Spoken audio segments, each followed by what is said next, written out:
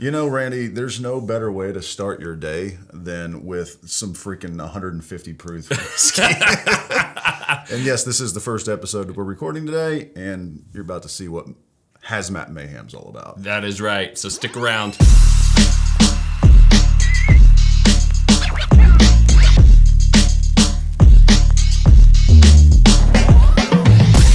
before we get started, we should probably thank our patron supporters. Yes. Without the patron support, we would not be able to continue to produce all of this great content for all of you out there listening in the YouTube and the podcast world. And you know, we gotta say thank you. Everyone's names who are on the screen right now are contributing to the top 3 levels, but there is a level for every budget. So if you want to learn more about how to support the channel, stick around to the end. Yeah, so, absolutely.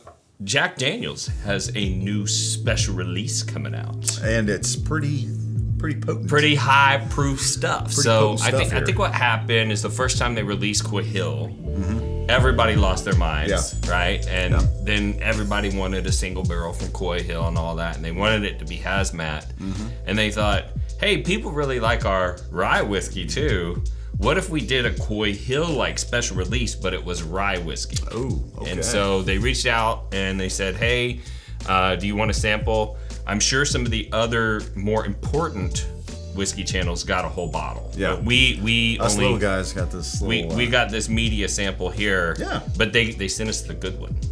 Oh. Because there's a range in proofs on these. So this is the JackDaniels single barrel special release Tanyard Hill rye. Okay. So just like the Coy Hill is special for the Tennessee whiskey, the Tanyard Hill is special for the rye whiskey. Got it. So there's the hill over there. That's the Coy Hill, and over here you got this Tanyard Hill. Yeah, it's like this hill, that hill, whatever. Yep. You know. Cool. But apparently they get the good stuff out of the Tanyard Hill location. And just JackDaniels names all of their different Hills.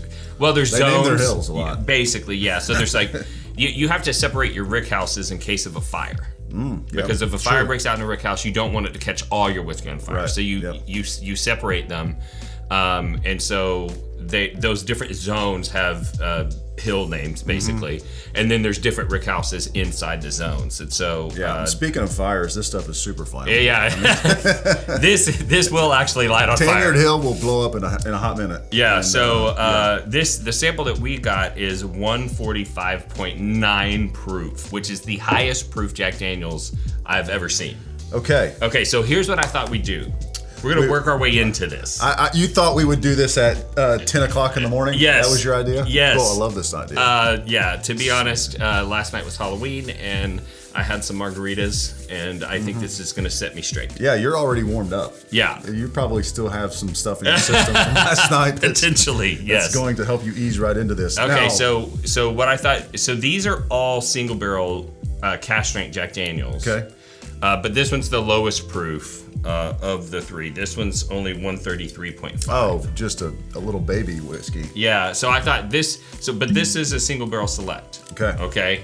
And so I figured we'd sip this one up, talk about it, and then I have another single barrel that is also Hazmat. So I want to try that one and see whether or not it compares to this special release that everyone's going to lose their minds for. You know what I made a mistake on this morning, Randy? On my way over here, I drank like a 400-degree black coffee. Oh. And then about halfway through it and almost halfway here, I was like, I don't think my taste buds are still there. I think they're gone. Oh, yeah. And so this might be an interesting drinking experience today. Well, if anything can break through yes. I mean, if they weren't destroyed by the coffee, they will be destroyed by this gasoline fuel. So this is the Someone Say Whiskey Single Barrel Mr. Ride is what we named it.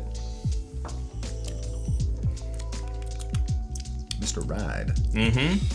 So we picked 2. So we did like a Dr. Jekyll and Mr. Hyde type theme. Oh, yeah, Mr. Ride. Hey, you know what? I drank a rye last night, so my palate's already ready to roll. Yeah, but this is really great. I love this. Yeah, it's delicious. I mean, if you have not tried the JackDaniels rye, I mean, I'm a bigger fan of their rye than I am their Tennessee whiskey, and I love their Tennessee whiskey. But this one's excellent. You still get a hint of that banana. I was just about to say the exact same. I was just sitting here about to say the exact same thing. It's got all of these really beautiful rye flavors. And then like this little banana. And then still the banana's through. like, ha, I'm still in here. I'm still here. Even on Tanyard Hill, I'm still here. Yeah, that's right. Actually, Coy, whatever hill, man. Whatever the hill is. It's bananas over there. Mm-hmm. All right, that's a good start. Good warm up, only at a small, kind of measly 133. 133. Now we're jumping up. Okay, we're jumping up to 140. Dang it! I need my readers. Let me do this, old man. 141. Point what? Point 7. 141.7. You know what's funny is that is very small print on that. It is, and I've got old eyes now. You know, you do. Got old eyes. You know, let's How drink old this. Are your eyes? I think I'm 47. Those are old eyes. Yeah, but all of a sudden they don't like to eye. Overnight they're like we don't do that anymore. What are you talking about? Let's try this side by side with this special release. Oh, okay. So we got the 141.7 next to the 145.9. 145.9. Yeah. Goodness gracious. Okay. Great Balls of Fire. Yeah. Here we go. Man, Jack, you dirty dog. Mm-hmm. I'm getting a little more fruit on the Tanyard Hill, on the nose. I'm getting a lot more nose hair singe too. Are you? It's hanging out in there. You know how when you have like wasabi? Yeah. With your sushi and it like stays like it right stays there. In That there. little slight burn in the back of your nose. Oh yeah. I'm getting a little Tanyard Hill wasabi action. Yeah, that's fair. That is fair. It should be hot. Yeah, absolutely.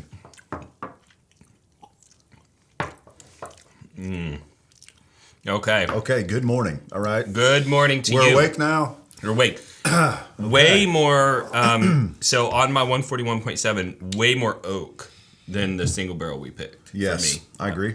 I agree with that. I don't know if there's an age on. difference or maybe this one was higher in the Rick House.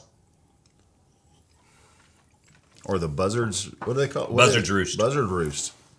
Up there where the buzzards hang out. Okay. Yeah, I'm going in on this. So I just did. You did? Yeah, get in there with me. All right. I'm a little nervous.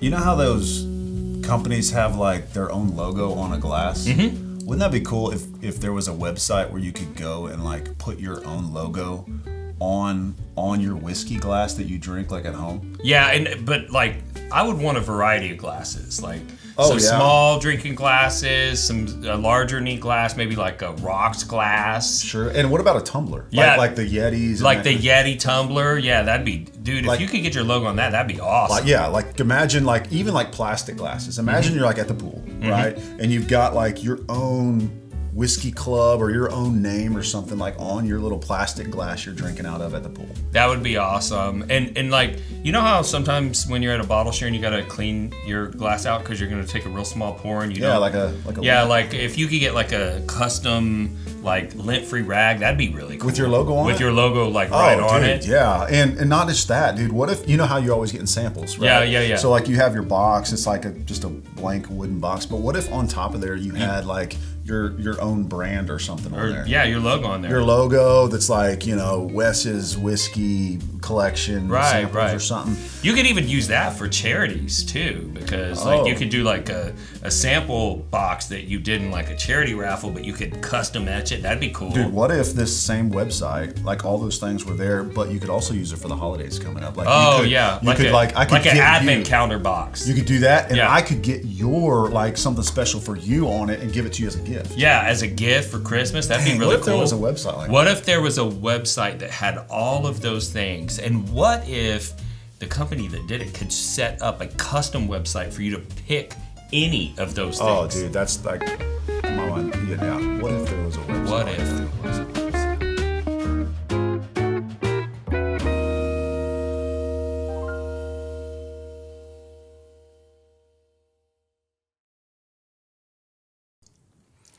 Oh, little cinnamon action. Yeah, a good bit of cinnamon. Good bit of cinnamon in that thing. It's like if you charred a cinnamon stick. Oh yeah. Yeah. That's pleasant. I'm like, getting a little barrel char mixed in with the cinnamon. Not as much banana. It's not as fruity on the palate. I think all the bananas have burned away. Yeah. They're gone. Yeah. But I like that cinnamon little action there. Little side quest. We're gonna go on a banana side quest. Okay. Let's do it. So a lot of people taste banana flavor in especially Brown-Forman products. So JackDaniels, Woodford, Old Forester, 1792, and sometimes on 1792 as well. Just the full proof's the only ones I usually get it. Yeah, once it gets proofed down, it starts to taste more like cherry to me, like a medicinal cherry. But what's interesting about banana flavor is that when you taste banana in a whiskey, it doesn't taste like a banana. It tastes like banana candy. Right, like the runts. Or like a runts, yeah. Like the artificial flavoring of a banana. Yes, and that's what everyone says. It tastes like fake banana is what they say. Yeah. But what you don't know is it tastes like original banana. Okay. So if the history of bananas as a consumer product is really, really interesting. Yeah. Okay. So there's this dude in the United States that starts figuring out that there's bananas being brought in and they're already overripe, and for whatever reason it wasn't good for the production use. So he starts selling them on the streets, like in New York City. Yeah. And people would be walking by and he would sell them to people as like snacks and stuff. So he ends up growing like this enormous empire. And you've heard the term Banana Republic. Oh, yeah? Okay, so what ends up happening is this dude builds this enormous empire, but there's civil unrest in the area that he's getting his bananas from. And he wants to, and we're talking about, this is like $1 billion empire in modern dollars, right? So this dude is super wealthy. So he hires his own army, goes down to the region, overthrows both sides, sets himself up as leader so he can protect his access to his bananas. Okay? I'm the Banana King now. That's right. So that's what a Banana Republic is. Okay? Wow, okay. Now, fast forward, the bananas that he was bringing into the United States were called Gross Michael bananas. Okay?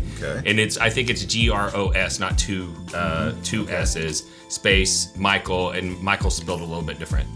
And so when they were inventing banana candy, everybody ate Gross Michael bananas. So they wanted it to match. And so that's what Gross Michael bananas taste like. But years later, there was some sort of a disease that started killing all of the Gross Michael banana trees. And so the banana industry switched over to another species of banana called Cavendish. I thought they were Dole. And Dole's probably Dole's the new Banana Republic. The new Banana Republic, right? And so what you and I eat and what we get at the grocery store are Cavendish bananas. And that's why fake banana or candy banana tastes fake to people, but it's actually original banana It's what flavor. it's supposed to taste like. You know what is interesting? The bananas in the Dominican Republic taste different than here. Yeah. And they're a lot closer to like the fake banana. They're probably Gross Michael species. So I mean, it's like one of my favorite things to eat down there is I'll eat 2-3 bananas every day, and because they're so delicious. And there's this annoying truck that drives by my house every day. It's like platano, and it's like you just walk out there and buy you a handful of bananas, but they have that kind of sweeter, like very like overly ripe flavor. Yeah, that I love. Anyway, that's a great little side bit of information, and that's why you should watch Side Bourbon quest Real Talk, completed. Okay, so now let's talk about these whiskeys. I'm gonna be honest. Well, I finished the. I think I like the 133 more than the Hazmats. I would agree with that. For sure. But I would go order like number 1 for me out of these 3. Number 2 would be this, the Tanyard Hill, and number 3 would be this one. I love the different flavors that come out with this as opposed to this one. Yeah. It's like got the same base as this almost, but then it adds in like this this extra. Just a little plussed up. Yeah. So what I would say is, how would you rate this a buy or a pass? I think the retail price, on this is I think 79 or something like that. Buy for sure, yeah. Yeah, strong buy. Yeah, strong buy for me at 80. Are you bunkering up with at an 80? Oh, for sure. Yeah. Plus, I mean, this is going to be one of those ones that people are going to be talking about for years. They're going to want to try it. So if you had extra to share with somebody in the future, it'd be great. But I would also say, if you can't find one because they're too rare, or they're people are selling them on the secondary for a bunch of money. Don't be afraid to just find you a real nice Jack Daniel's single barrel rye. Yeah, absolutely. Because we both agree that we liked it better. Not because this was bad by any means, but this just edged it out for me. But you get a lot of those similar flavors, that same oomph and power. Now it's not the 145.9. Let's call it 146. I mean, it's pretty much there. So close. But man, just that weird I've never had like a cinnamon forward type that tasted good in a rye from Jack Daniels. Yeah. I usually don't pick up that kind of flavor, so that was really cool. It reminds me a little bit of that cinnamon roll boy single barrel that we did from Litchfield. I agree. The cinnamon's coming through quite nicely. Great for this time of the year, like Thanksgiving, Christmas time, man. Just holidays, cooler weather. That little cinnamon burst is. How would you really rate nice. it on a 100-point scale? Man, I'd probably rate it at 89. I'm gonna go 91. Okay. Yeah. Nice. I'm pushing it into the A territory. Ooh, it's solid. It's a solid pour. Yeah. I mean, price. Man, I guess I should just say it. These two are. JD makes my favorite rye. Yeah. I'm not a rye guy. You guys know that if you watch this show. Not a big rye guy. We've had ryes on here and they're good. I mean, I can drink them, but I just don't prefer them. And these are, I'm just going to say it, my favorite ryes. Mm-hmm. Jack Daniels is doing it. They're doing it and doing it well. Absolutely. Yeah. So I think we should give some away. I think we should too. Unfortunately, we don't have a ton. Yeah. So we probably I think we could do. There's probably 3 ounces in here, right? In there? Yeah, probably. Yeah. Okay. Let's do 3 1-ounce sample packs of But these. when I pour that at home, I usually tell my wife it's only 2 ounces. Yeah, that's true. That's Right? true. She's like, well, why is your Glen completely full to the rim, and you're like, hey, you said This is one a drink. 2-ounce You Glen. said one drink. Yeah, okay? you said one This pour. is She's just like, I can have one. one pour tonight, and One pour, and this it. is it. And this is you don't know. This is how you fill these That's glasses what you up. do. That's how you measure. And there's hardly any calories in here. Yeah. So just don't worry. Very few. Yeah. All right. So 3 1-ounce sample packs. You're going to get to try all 3 of these Jack Daniel's single barrel ryes. What a lineup. Yeah. And I'm sure you're wanting to get on it. You're itching. You're like, how do I do this? Is it really free? Yes, it's really free. We cover all the shipping. You don't have any hidden fees or anything like that. All you have to do is like this video, subscribe to the channel, then ring the bell for notifications, because we give away whiskey or whiskey stuff on every episode. So you want to know when we put out a new episode. Last thing you need to do is go in the description. You find the link next to the big giant all caps word giveaway. Click that. It'll take you to a Google form where you just give us your basic contact info, where we can put that into our randomizer against everyone else who enters the giveaway, and we'll select our winner at random and get you your samples absolutely free. That is true. And if you want to support this channel, we have 3 different ways. The easiest way is through Patreon. So we have a Patreon support level that's as low as $5, and a lot of people don't understand. It's time consuming. There's actually hard costs associated with producing a show like this.